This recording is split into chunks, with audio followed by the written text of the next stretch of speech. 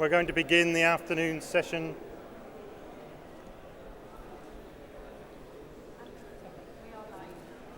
Okay, thank you. Mustn't swear.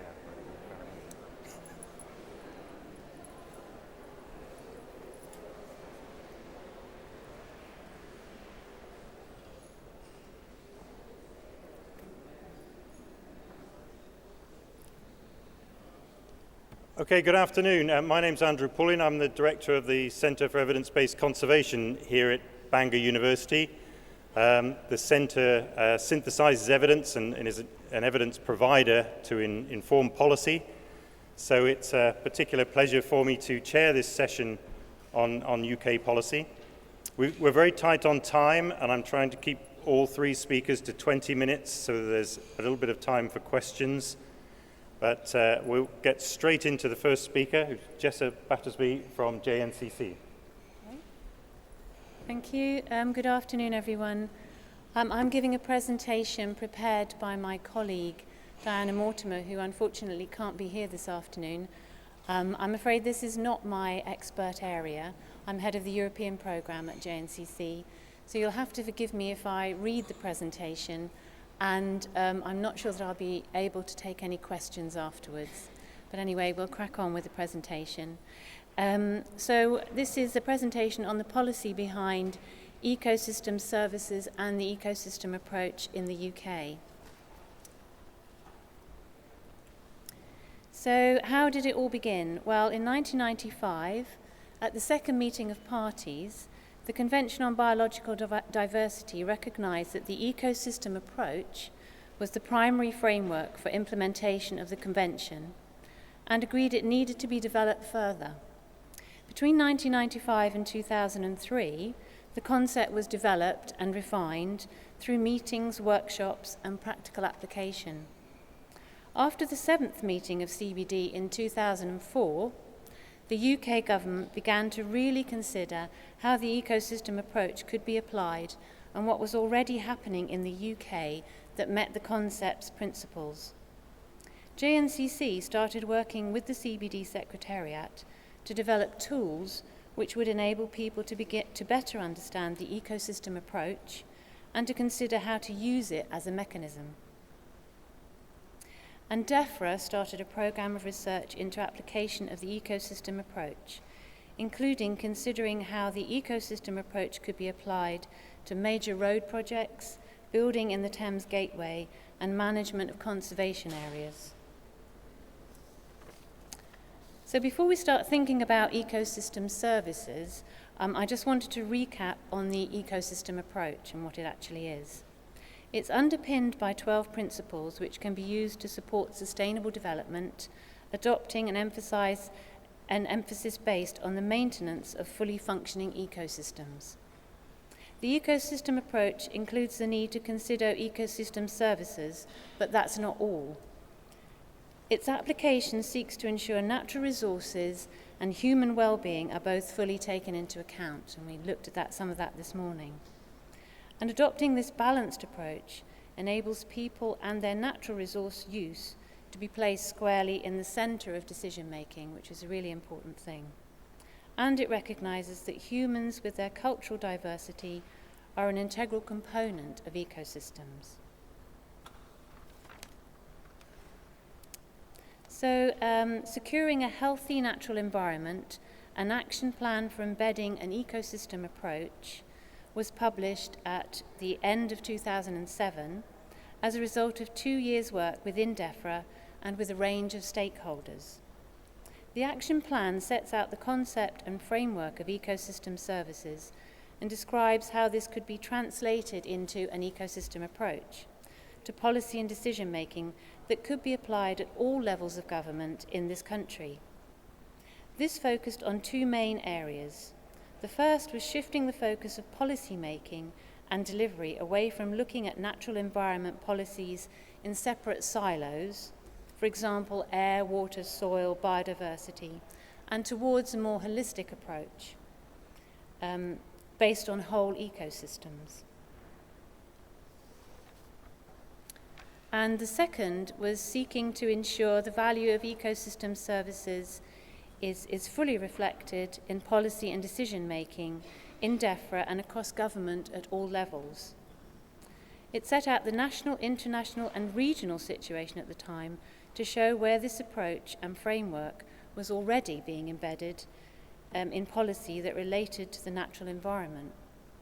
It also set out the most up-to-date thinking about the evidence base for this area, including methods for valuing the natural environment and for taking account of environmental limits.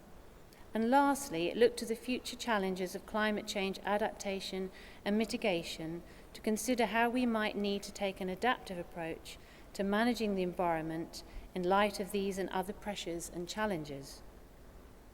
Taking all of this into consideration, it set out 5 priority areas where progress was needed in order to embed this thinking and approach more firmly into policy and decision making.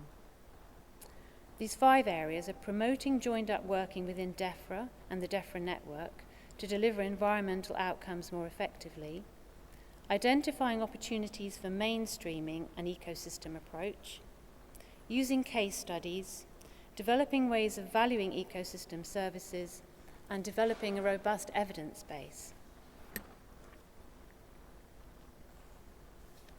In addition to what was happening through the CBD and in DEFRA, 2005 saw the publication of the Millennium Ecosystem Assessment.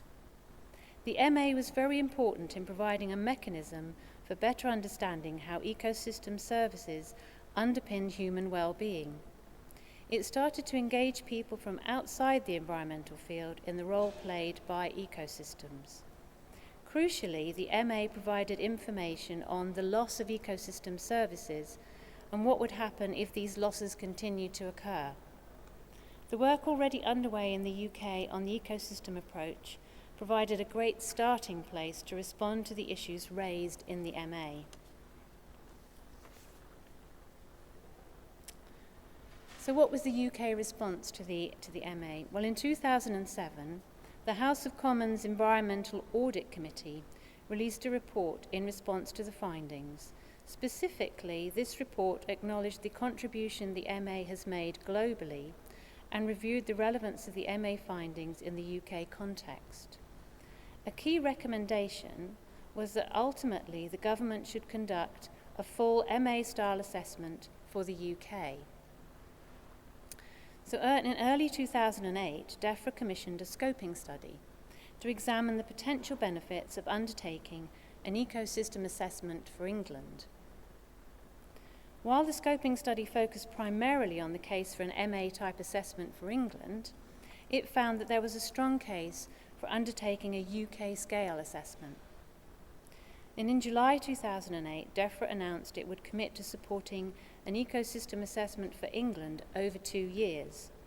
Further discussions with the devolved administrations led to the expansion of the assessment to include Northern Ireland, Scotland and Wales, in order to produce a truly national-scale ecosystem assessment. The decision was taken that the UK NEA would formally begin in March 2009.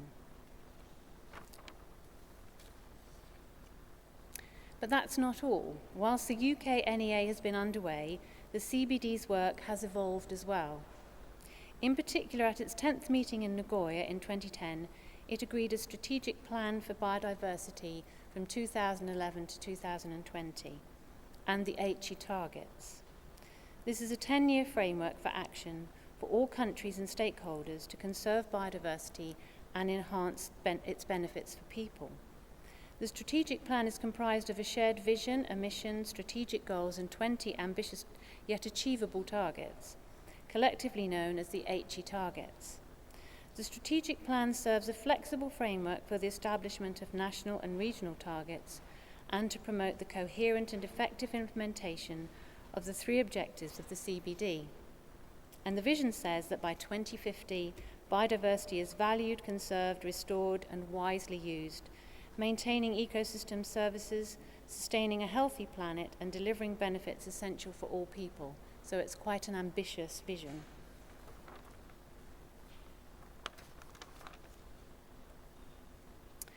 And what was the EU's response to the HE targets? Well, in May 2011, the European Commission adopted a new strategy to halt the loss of biodiversity and ecosystem services in the EU by 2020, in line with the commitments made by the CBD parties in Nagoya. The EU strategy sets out a new vision and contains 6 targets and 20 actions. The 6 targets broadly cover full implementation of EU nature legislation to protect biodiversity, better protection for ecosystems and more use of green infrastructure, more sustainable agriculture and forestry, better management of fish stocks, tighter controls on invasive alien species, and a bigger EU contribution to averting global biodiversity loss. The new strategy has been adopted in recognition of the EU's failure to meet the 2010 biodiversity target. And moving on to the UK, what was the UK response to the HE targets? Within the UK, delivery of the CBD and the strategic plan is now guided by the UK post-2010 biodiversity framework. The framework is overseen by the environment departments of all 4 governments in the UK. The framework demonstrates how the work of the 4 countries and the UK contributes to achieving the HE targets and identifies the activities required to complement the individual country biodiversity strategies. The framework replaces earlier approaches under the UK Biodiversity Action Plan, which ran from 1992 to 2012. So what's different about the new UK strategies? Well, over the last 10 years, the context in which CBD is implemented in the UK has changed. Strategic thinking in all the 4 countries has pursued a direction away from a piecemeal approach, dealing with different aspects of biodiversity and the environment separately, towards a new focus on managing the environment as a whole. The UK Biodiversity Framework is designed to identify the activities needed to galvanise and complement country strategies in pursuit of the HE targets. As such, it's an important framework that is owned, governed and implemented by the 4 countries, assisted by DEFRA and JNCC in their coordination capacities. Although differing in details and approach, the 4 UK countries have published strategies or something similar, which promote the same principles and address the same global targets. And I'm going to give some brief information now on the different strategies. So starting with the English White Paper and Biodiversity 2020 strategy, the Natural Environment White Paper, The Natural Choice Securing the Voice of Value of Nature, published in 2011, recognises that a healthy, properly functioning natural environment is the foundation of sustained economic growth, prospering communities and personal well-being. It aims to mainstream the value of nature across our society, including across government departments. And then Biodiversity 2020, a strategy for England's wildlife and ecosystem services, published in 2011 shortly after the White Paper, has as its mission to halt overall biodiversity loss, support healthy, well-functioning ecosystems, and establish coherent ecological networks.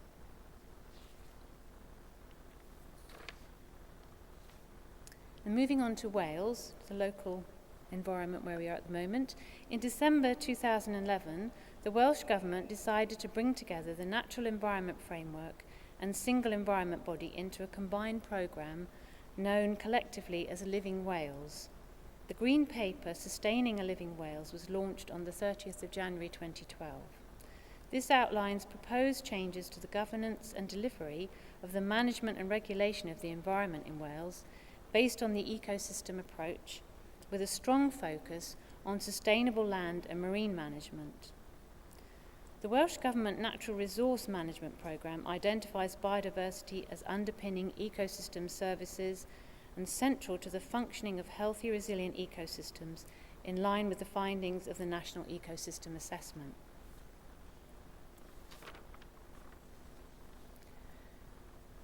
In Scotland and Northern Ireland, I'll move on to those next. So in Scotland has 3 relevant documents that contribute to the EU and UK strategies. Scotland's Biodiversity, It's in Your Hands, a strategy for the conservation and enhancement of biodiversity in Scotland, was published in 2004. And that was a 25-year strategy to conserve and enhance biodiversity. It covered species and habitats, people, integration and coordination, landscapes and ecosystems, and knowledge. But in June this year, in 2013, 2020 Challenge for Scotland's Biodiversity was published, and that's a strategy for the conservation and enhancement of biodiversity in Scotland. And it builds on the previous strategy and focuses on the ecosystem approach and ecosystem services. The Land Use Strategy for Scotland, Getting the Best from Our Land, a Land Use Strategy for Scotland, published in 2011, is also relevant. Its objectives are for land-based businesses to work with nature, responsible stewardship of Scotland's natural resources, and urban and rural communities being better connected to the land. The Northern Ireland Biodiversity Strategy was published in 2002 with a goal to have the highest quality environment in the UK, with conservation of biological diversity fully integrated into policy making, in order to support the health of Northern Ireland's citizens, its wildlife and its economy. Work towards a revised and updated strategy is now underway, so that's happening. So what is underpinning the policy? As you have seen, there are a considerable number of policies and strategies in the UK which are attempting to use mechanisms consistent with the ecosystem approach and the concept of ecosystem services. There are a number of initiatives underway that support these policies, for example, the National Ecosystem Assessment Follow-on Project. The government is committed to adding the knowledge base provided by the NEA and is therefore supporting a 2-year long follow-on project, which will report in spring 2014. This phase aims to further develop and promote the arguments that the UK NEA put forward and make them applicable to decision and policy making at a range of spatial scales across the UK to a wide range of stakeholders. Funded by DEFRA, the Welsh Government and 3 research councils, that's the Natural Environment Research Council, the Economic and Social Research Council, and the Arts and Humanities Research Council.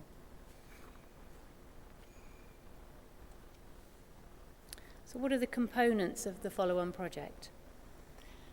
Well, the research component of the follow-on project will focus on 4 areas. The first is the further development of the economic analysis of the UK NEA to increase the breadth of ecosystem services analysed, to broaden our understanding of the value of natural capital stocks. The second thing is to further exploration of cultural ecosystem services and how cultural, shared and plural values for ecosystem services can be better understood. And then there's development of the analysis of future ecosystem changes, applying and developing the UK NEA scenarios to enable and enhance the outputs of the other objectives. And fourthly, the development and enhancement of tools and other supportive materials for use by a range of key user groups to enable them to make best use of this evidence. And there are some further projects that are underway as well.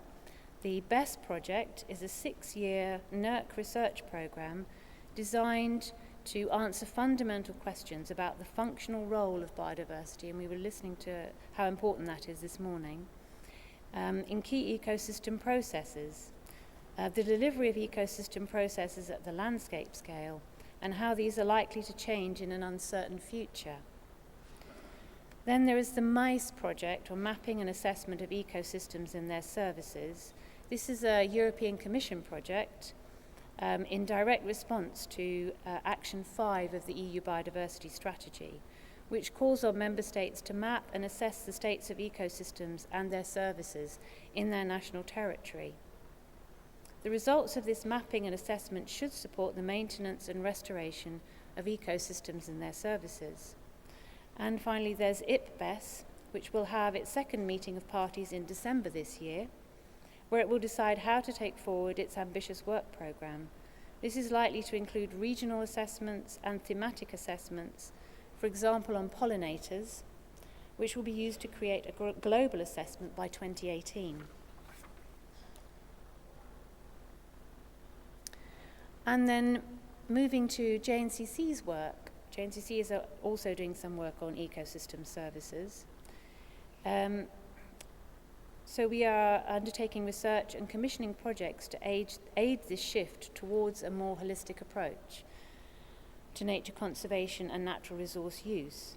For example, over the last 3 years, we've developed the ecosystem spatial framework for mapping ecosystem services with environmental systems. The spatial framework approach has 2 main components.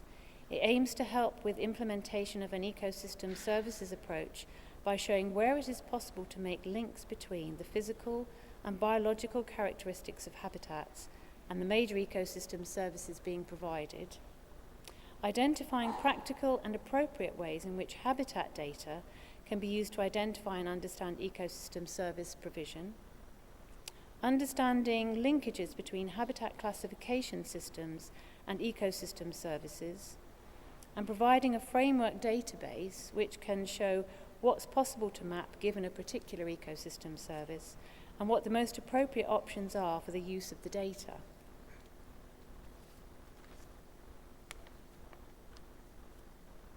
And we have a couple of other JNCC projects underway. These are nature conservation and ecosystem service delivery. This project considers the types of ecosystem services delivered by protected areas, which is a very important consideration, how designation affects service delivery, and the role of economic valuation in conservation management. And the other project looks at ecosystem service methods used in the marine environment. These are not as well developed as for terrestrial habitats and are further hampered by a lack of data. This project reviews the available information and provides background to current research in this area. And all of the JNCC reports are available on the JNCC website. If you need any further information on what I've just talked about, my colleague Diana Mortimer will be able to provide that information as her email address, and also look on the JNCC website. There's a lot of information there. And thank you for listening, and I'll give you one pretty picture at the end. Okay, thank you.